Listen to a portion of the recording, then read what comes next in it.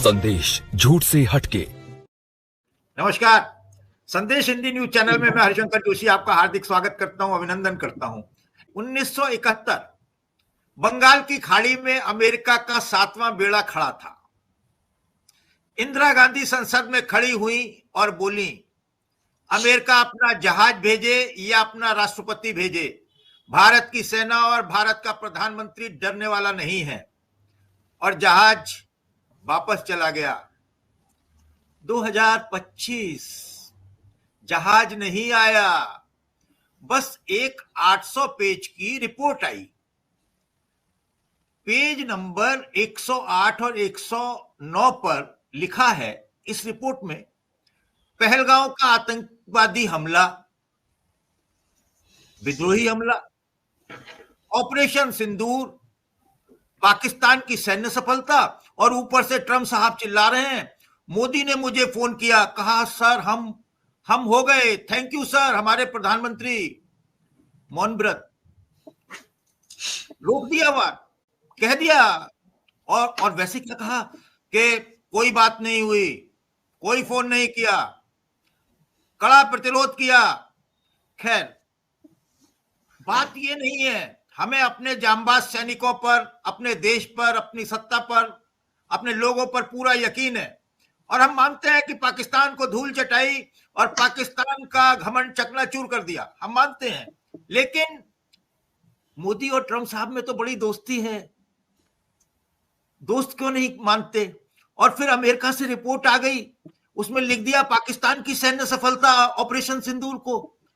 Page number 108 109 पर लिखा हुआ है। और मोदी जी ने, ट्रंप ने बयान दिया, 60वीं बार बोला कि मुझे फोन किया, कहा सर हम रुक गए, थैंक यू सर। मौन व्रत, विदेश मंत्रालय, मौन व्रत, रक्षा मंत्रालय, मौन व्रत। जी, अरे सलीम खान जी, मैं सीधा आपके पास आ रहा हूं। और देखिए, अगर इंदिरा गांधी होती तो ट्रंप को जवाब देती। मोदी जी ट्रंप को जवाब दे रहे हैं, मौन। देखिए, मौन की भी अपनी एक भाषा होती है, कोई इनकार नहीं, मौन के पीछे भी एक कोलाहल होता है। आदमी मौन हो जाता है तो भी उसके कोलाहल चलता रहता है भीतर, ऐसा दार्शनिक लोगों से सुना है मैंने, पर राजनीति और विदेश नीति की दुनिया में मैंने ये नहीं सुना। और ये जब राष्ट्र के स्वाभिमान की बात हो तब तो बिल्कुल नहीं सुना। इंदिरा गांधी होती सलीम खान साहब तो ट्रंप को जवाब देती या नहीं देती? क्या जवाब दिया था और क्या जवाब देती? Come and see. Modi ji Trump को जवाब दे रहे हैं, मौन मौन मौन। हुजूर। शुक्रिया जोशी साहब। असल में कल ही इंदिरा गांधी का जन्मदिन था और उसको जो है वो उस पर शक्ति स्थल में गए भी थे बहुत सारे लीडर्स, और उन्होंने जा करके अपनी श्रद्धांजलि व्यक्त की। मोदी जी को भी जाना चाहिए था, लेकिन यह कि वो नहीं गए, और आज वो रिपोर्ट आ गई।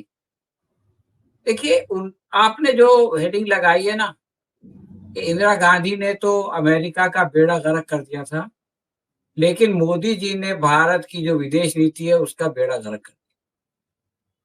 असल में लोग समझ गए हैं कि ये प्रधानमंत्री के अंदर आंख दिखाना तो दूर है, जबान खोलने की भी हिम्मत नहीं है, इसलिए जिसके मन में जो आता है वो लिख देता है।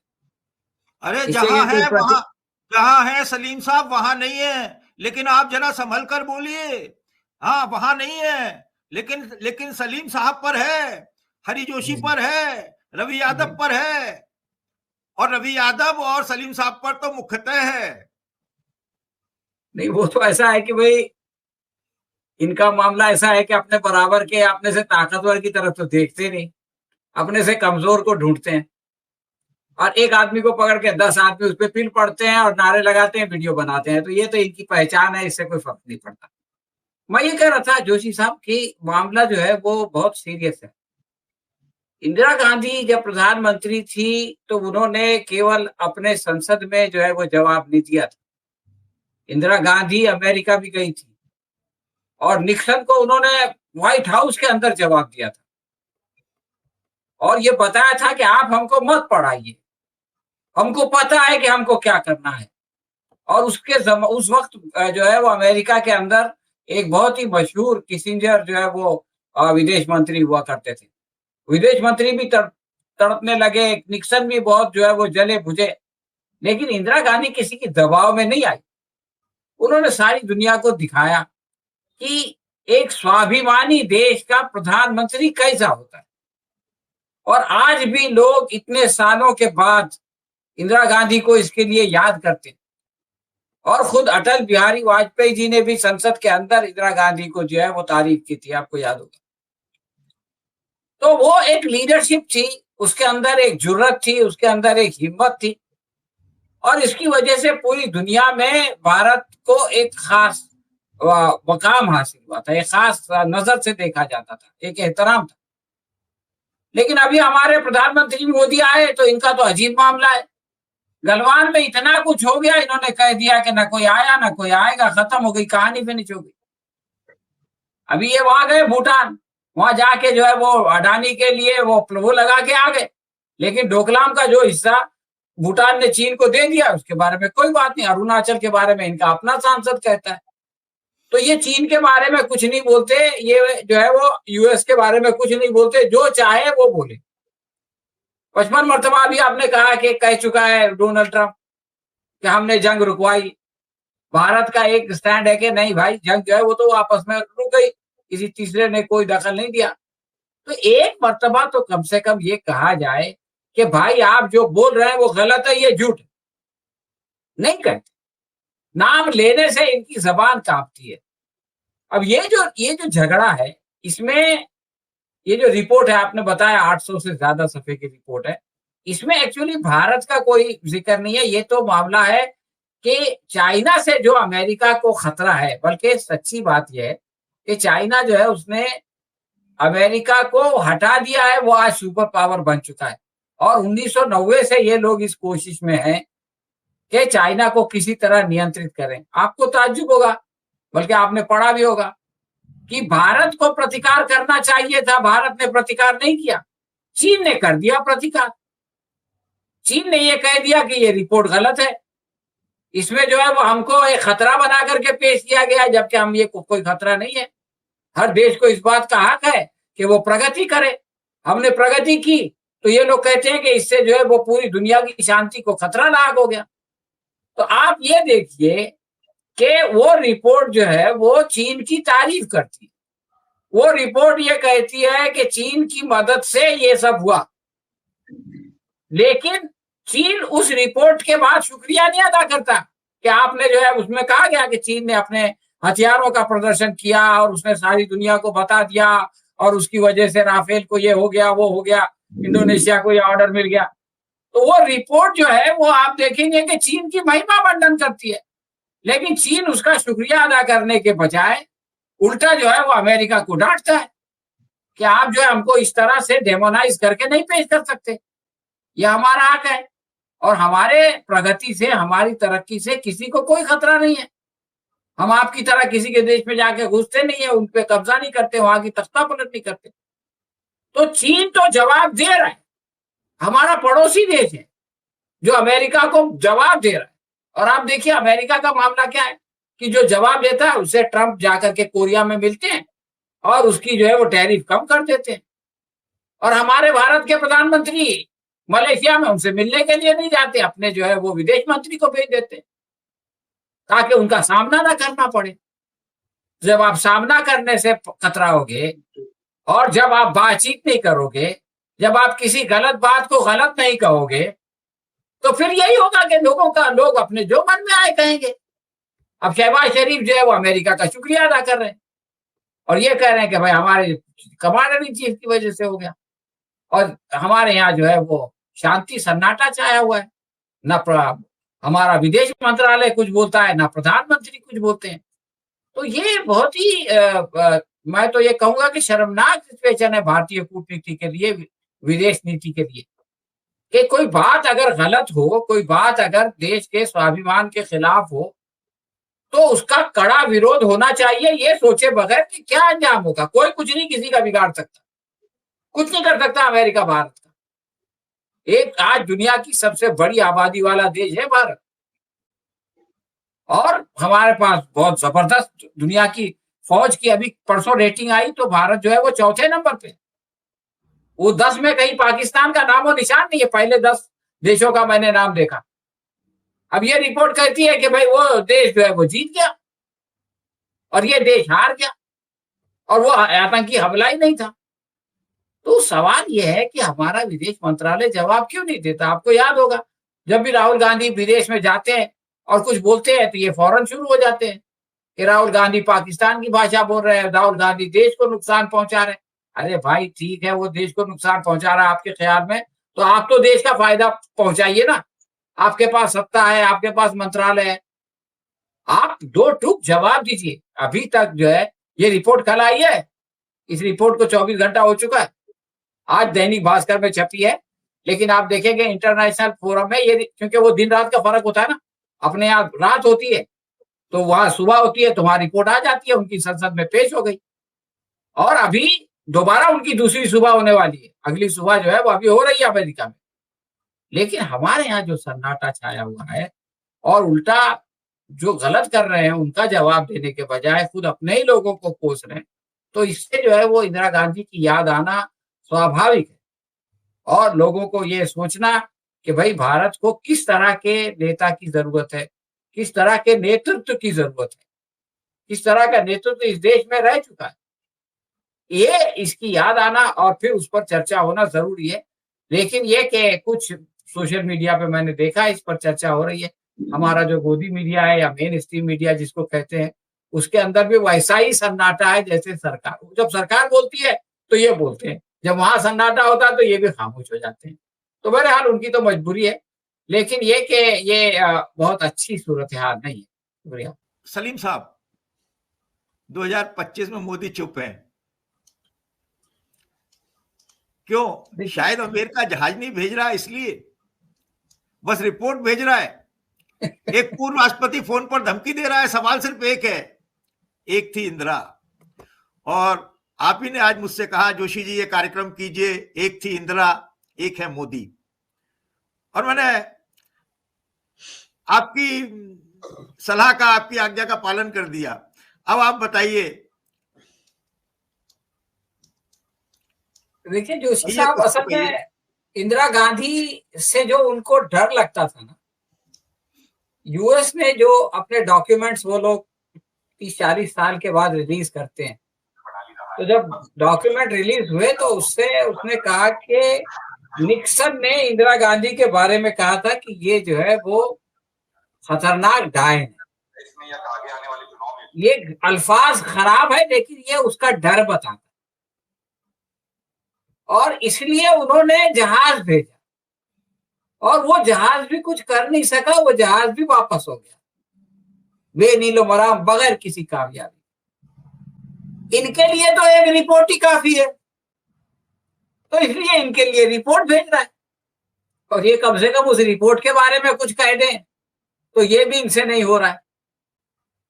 अभी रवि यादव साहब ने गालिब की जिस गजल का उल्लेख किया था,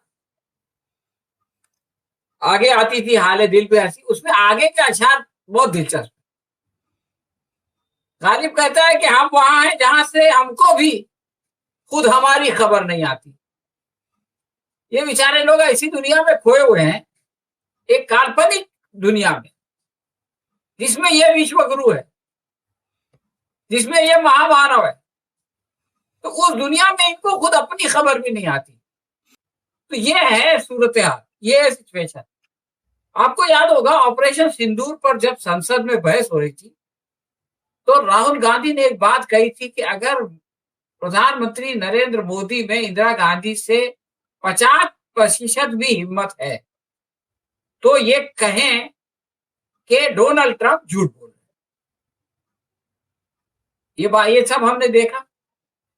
उसके बाद अनुराग ठाकुर एक लेटर लेके आए, एक चिट्ठी लेके आए, और वो चिट्ठी उन्होंने संसद में लहराई, और उन्होंने कहा कि इसमें जो है ये लिखा हुआ है कि 1971 में इंदिरा गांधी जो है वो हाथ जोड़ के निक्सन से भीख मांग रही थी। अरे भाई, वो इंदिरा गांधी जो कि व्हाइट हाउस के अंदर उनके आगे नहीं झुकी और उनको जवाब दे के बाहर आ गई, और निक्सन को जो है वो शर्म से पानी पानी कर दिया, वो क्या यहां से चिट्ठी लिख के जो है वो भीख मांगेगी? लेकिन बहरहाल ये उसने कहा। और उसके बाद आपको याद होगा एक साहब होते हैं निशिकांत दुबे साहब, उन्होंने एक लेटर लिखा ओम बिरला को, और उसमें उन्होंने ये लिखा कि देखो राहुल गांधी ने संसद में झूठ बोला, और वही लेटर जो अनुराग ने लहराया था उसको जो है उसके साथ अटैच किया, और उसमें वही कि Indira Gandhi was begging before Nixon वाली बात। तो ये इस तरह की बातें, अगर इंदिरा गांधी वैसी थी तो सवाल ये है कि अटल जी ने उनकी तारीफ क्यों की थी? अटल बिहारी तो आप ही के प्रधानमंत्री थे ना, आप ही की शाखा से आए थे, तो उनको अकल नहीं थी, और सारी अकल आ गई अनुराग ठाकुर में और निशिकांत दुबे में। तो ये ऐसे लोग हैं जो हमारी संसद में बैठे हुए। देखिए कुछ और सीरियस चीजें हैं। 1971 का आपने उल्लेख किया, तो बांग्लादेश उस वक्त बना और उसका श्रेय इंदिरा गांधी को मिला, और उसी के लिए जो है वो इन्होंने दुर्गा से उनका वो किया, मवाजना करके उनको कंपेयर करके अटल जी ने उनकी तारीफ की। आज बांग्लादेश के सिलसिले में भी हमारी कूटनीति फंसी हुई है। देखिए जब वो निकली वहां से बांग्लादेश से हसीना, तो ये बात कही गई कि वो टेम्पररी तौर पर भारत में आई हुई है और जल्द ही यहाँ से चली जाएगी। सब लोग सोच रहे थे कि वो चली जाएगी बरतानिया, वहीं पे जाके लोग वो लेते हैं, तो शरण लेते हैं। तो बरतानिया ने सिर्फ ये कह दिया कि ठीक है आप आइए, यू आर मोस्ट वेलकम, लेकिन अगर आपके खिलाफ कोई अदालती कार्रवाई होगी तो हम आपको इम्यूनिटी नहीं देंगे, हम आपको हाजिर होना पड़ेगा। ये बात ब्रिटेन के गवर्नमेंट ने, ब्रिटेन के प्राइम मिनिस्टर ने सोचा कि आज हम इनको ले लेंगे और 1.5-2 साल के बाद क्या होगा, उस वक्त हम इनको तो हम पहले ही बता देंगे कि भाई देखो हमने पहले कहा था आप आइए, लेकिन आपके खिलाफ अदालत का मामला होगा तो हम आपको समर्पण कर देंगे। तो वो गई नहीं। प्रधानमंत्री मोदी ने ये नहीं सोचा कि भाई आज तो आ गई है, कल इसके खिलाफ मुकदमा चलेगा, कल इसको सजा होगी, और भारत और बांग्लादेश के बीच में वो ट्रांसफर का एग्रीमेंट है, तो उसके तहत अगर बांग्लादेश वापस मांगेगा तो हम क्या करेंगे। ये बात उस वक्त सोचनी चाहिए थी, और उस वक्त इनको किसी गुमनाम देश में भेज देना चाहिए था। ईस्टर्न यूरोप में बहुत सारे, लेकिन आगे की सोच नहीं है। तो क्या किया, उसको बिठाए रखे। अब मुसीबत है, अब कल कोर्ट का फैसला आया, आपने उसका जवाब देगा, उस फैसले को कंडेम नहीं किया गया। अब ये कहा गया कि हम बांग्लादेश की जनता के साथ हैं। अरे भाई जो बांग्लादेश की जनता उस फैसले के साथ है, तो इसका मतलब आप उस फैसले के साथ हैं। अब सिचुएशन ऐसी है कि सांप के मुंह में चिचुंदा, ना उसको आप उगल सकते हैं ना आप उसको निगल सकते। तो इस सिचुएशन में हम सिर्फ इसलिए हैं कि हमने आज से 15 महीने पहले ये नहीं सोचा कि ये हो सकता है, और अगर ये हो जाएगा तो हम क्या करेंगे। तो ये जो विदेश नीति होती है उसको बहुत सोच समझ के आगे तक सोचना पड़ता है कि आज हम जो कर रहे हैं इसके 1 साल बाद क्या होगा, 2 साल बाद क्या होगा, 3 साल। जैसे आप वो खेलते हैं ना शतरंज, तो आप एक चाल चलने से पहले सोचते हैं कि आपका सामने वाला जो है वो कौन कौन सी चाल चल सकता है, और वो सबका अंदाजा लगाने के बाद आप अपना जो है वो घोड़ा, हाथी, सिपाही, वजीर जो भी है आगे बढ़ाते हैं। लेकिन हमारी सरकार के पास ये सोचने की फुर्सत नहीं है, या ये सोचने की क्षमता नहीं है, ये बात नहीं समझ में आता। एक और बात मैं कहना चाहता हूं, आरएसएस का जब ये 100 साल का मामला हुआ तो सर संचालक मोहन भागवत ने कहा कि हमारा मेन उद्देश्य जो है वो भारत को विश्व गुरु बनाना। तो भाई भारत विश्व गुरु कैसे बनेगा? खाली कहने से बन जाएगा? खाली 1 साल का जश्न मनाने से बन जाएगा? देखिए आज जो चीन विश्व गुरु बना है वो कैसे बना है। अभी मेटा वाले जो हैं, ये जो फेसबुक चलाते हैं, इन्होंने जो आर्टिफिशियल इंटेलिजेंस का अपना लैब बनाया, उसमें 11 जो है वो साइंटिस्ट है। 11 में से 7 चीनी, बाकी 4 में एक भारतीय है, एक ऑस्ट्रेलियन है, एक कोई लंदन का है, एक कोई और देश का है। तो इस तरह से लोग विश्व गुरु बनते हैं। अभी अमेरिका ने बाहर वालों को निकालना शुरू किया, ये निकालना शुरू किया। अमेरिका में जो है वो 99 चीनी साइंटिस्ट टॉप पोजीशन पे बैठे हुए। डोनाल्ड ट्रंप उनकी तरफ नजर उठा के नहीं देखता, इसलिए कि वो अमेरिका की बड़ी जरूरत है। तो दुनिया में विश्व गुरु ऐसे बनते हैं। हमको विश्व गुरु बनना है तो अपने यहाँ ऐसी सिचुएशन, ऐसा शिक्षा तंत्र, ऐसा एजुकेशनल सिस्टम बनाना पड़ेगा, ऐसा माहौल पैदा करना पड़ेगा जिसमें देश का टैलेंट, देश को विश्व गुरु जो है वो कोई एक नेता नहीं बनाएगा, कोई अमित शाह, कोई योगी, कोई मोदी नहीं बना सकता। देश को विश्व गुरु बनाते हैं वहां की जनता। जीपिंग ने नहीं बनाया, वहां के लोगों ने बनाया। तो आप वो माहौल बनाएंगे नहीं, आप यहाँ पे लड़ाई झगड़ा मार पीट इसका माहौल रखो और इलेक्शन पे इलेक्शन जीतो। लोगों को सुकून से काम नहीं करने दो, लोगों को सुकून से सोचने नहीं दो। उनके अंदर जो छुपी हुई क्षमता है उसको बाहर आने का मौका मत दो, उनको उलझाए रखो झूठ व्हाट्सएप यूनिवर्सिटी में। तो आप क्या विश्व गुरु बन जाएंगे? नहीं बन सकते, खाली बोलने से नहीं। तो इसके लिए जो माहौल, आप देखिए कि अभी पंडित नेहरू का उल्लेख हुआ था कि आजादी के बाद बहुत कम रिसोर्सेज थे, लेकिन ऐसा माहौल बनाया गया कि सारे लोगों को तालीम मिली, सारे लोगों को ये सेहत का मामला हुआ, हेल्थ का मामला हुआ और एक ताकतवर देश बन गया। इंडस्ट्रीज बनी, पीएसयू बनी और सारी दुनिया ने उसको फिर धर्म वो जो निरपेक्ष, गुट निरपेक्ष की लीडरशिप की हमने, लोगों को बताया कि हम जो है वो एक तीसरा वो लोगों के सामने रखते हैं। ये सारे काम किए गए तब जाके, जिसका जिक्र कर रहे थे ना अभी यादव साहब, पंडित नेहरू का, जो पंडित नेहरू की जो एहतराम होता था, जो रिस्पेक्ट होता था, ये सब कामों की वजह से। अगर वो सब नहीं किया जाएगा, सिर्फ बातें की जाएंगी, सिर्फ भाषण दिए जाएंगे, सिर्फ गोदी मीडिया के जरिए से जो है वो अपना महिमा मंडन किया जाएगा, तो ये देश विश्व गुरु नहीं होगा। तो इसलिए ये जो कुछ भी हो रहा है, मैं समझता हूँ कि ये जो रिपोर्ट आ गई, गलत रिपोर्ट है, इसका खंडन करना, ये तो ऐसा है कि जैसे आपको चोट लग गई तो आपने उसके ऊपर मरहम लगा दिया, उसके ऊपर थोड़ा सा पट्टी बांध दिया। लेकिन इसका लॉन्ग टर्म इलाज करना पड़ेगा ताकि ये देश में जो टैलेंट है, वो टैलेंट जो है वो उजागर हो सके। और वो टैलेंट, और मैं आपको बताऊं, इस टैलेंट का उजागर होना सिर्फ हमारे देश के लिए फायदामंद नहीं। आज चीन का टैलेंट जो है खाली चीन को फायदा नहीं पहुंचा रहा है, अमेरिका को भी फायदा पहुंचा रहा है, पूरी दुनिया को फायदा पहुंचा रहा है। तो भारत का भी जब टैलेंट आगे बढ़ेगा, जब भारत के जो है वो साइंटिस्ट आगे बढ़ेंगे, तो खाली भारत का फायदा नहीं होगा, उसमें पूरी दुनिया का फायदा होगा, सारी इंसानियत का फायदा होगा।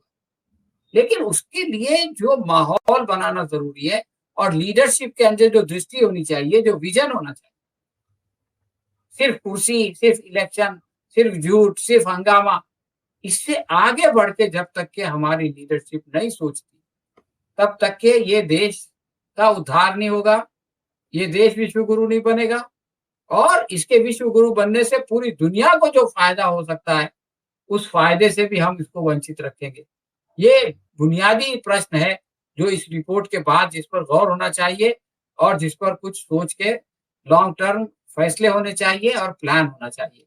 ये देश के लिए और सारी दुनिया के लिए बहुत ज्यादा जरूरी और आवश्यक है। शुक्रिया। शुक्रिया। आप कह रहे हैं कि देश को विश्व गुरु बनना चाहिए, हमने एक व्यक्ति को विश्व गुरु बना दिया। एक अकेला सब पर भारी, जीत के दिखा दो कोई इलेक्शन। और सर काफी हो चुका, और लास्ट में तो मैं क्या कहूं क्या ना कहूं, बस यही कहूंगा कि सर एक थी इंदिरा, एक है मोदी। कल फिर मिलते हैं। नमस्कार, जय हिंद।